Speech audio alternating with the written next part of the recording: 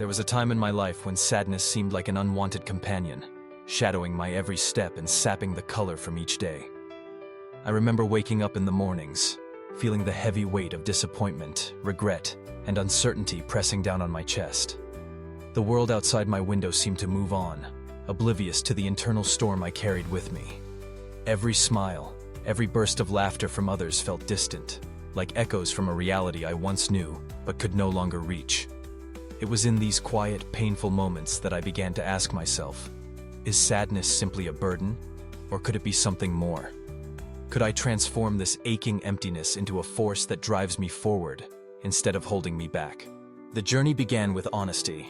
For too long, I tried to ignore my sadness, to push it down and pretend it didn't exist. But denying pain doesn't heal it.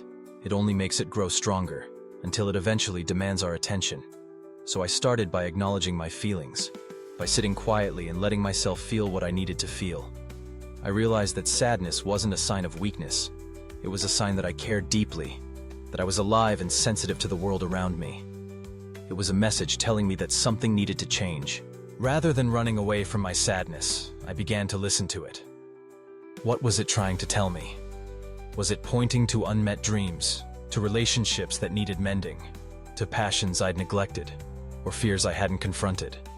I wrote down my thoughts, letting the ink on the page absorb my worries and hopes. In the process, I discovered that sadness could be a powerful teacher. It revealed the areas of my life that were out of balance, the places where I was living inauthentically, and the dreams I'd abandoned because I was afraid to fail. Turning sadness into motivation didn't happen overnight. It started with small steps, simple changes to my daily routine. I began each morning with gratitude, finding at least one thing I could appreciate, even if it was just a hot cup of coffee or the sound of birds outside my window. I committed to moving my body, even when I didn't feel like it, knowing that exercise could lift my mood and clear my mind. I reached out to friends and family, not to seek solutions, but simply to reconnect and remind myself that I wasn't alone. I set goals for myself, starting small and building gradually.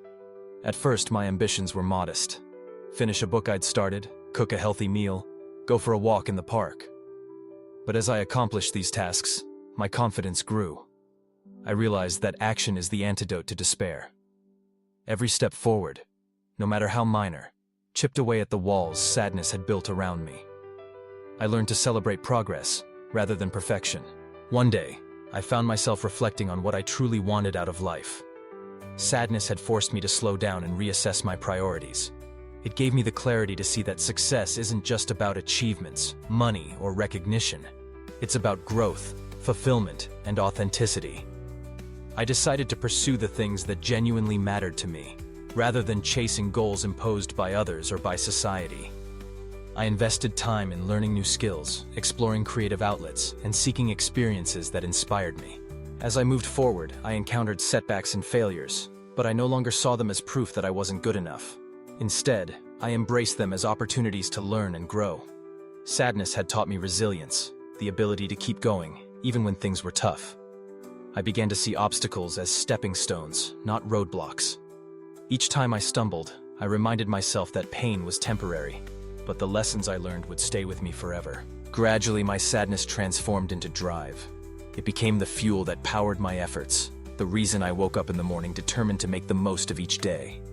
I realized that my story, my struggles and triumphs, could inspire others who were going through similar challenges.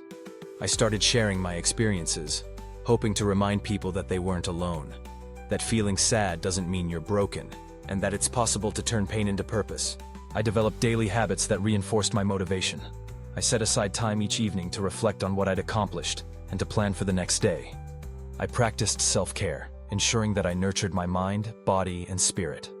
I surrounded myself with positive influences, people who encouraged me, books that inspired me, and environments that energized me. I learned to be patient with myself, understanding that growth takes time and that setbacks are a natural part of any journey. Through this process, I discovered a deeper sense of fulfillment. Success was no longer just a destination. It was woven into the fabric of my daily life.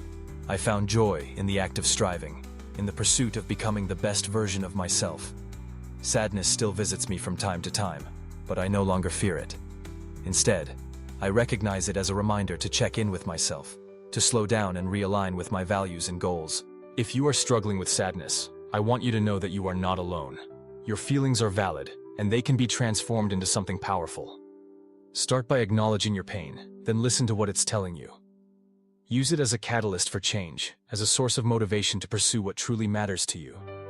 Take small steps forward, celebrate your progress, and be gentle with yourself along the way. Remember, every great story begins with challenge. The most inspiring successes are often born out of difficulty, and the deepest strength comes from overcoming adversity. Sadness can be the seed from which drive and determination grow. By embracing your feelings, learning from them, and using them as fuel, you can achieve the success and fulfillment you seek. Each day is a new opportunity to turn pain into purpose, to transform sadness into motivation, and to build a life that reflects your true self. The journey won't always be easy, but it will be worth it.